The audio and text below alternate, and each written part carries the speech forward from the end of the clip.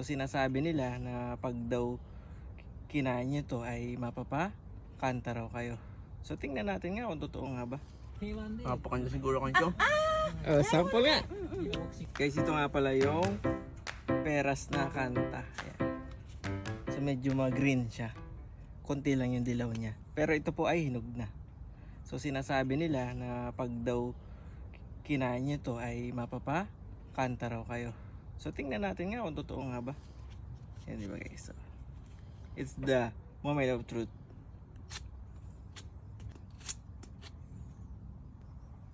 So, moment of truth.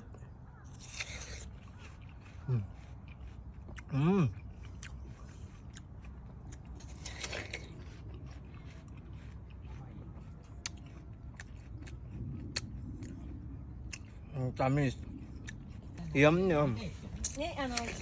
So yan, kumagat na nga po yung ating Hindi na napigilan.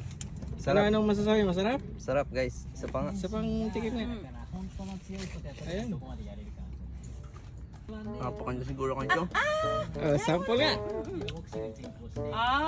Bahay ko. Ganun pala.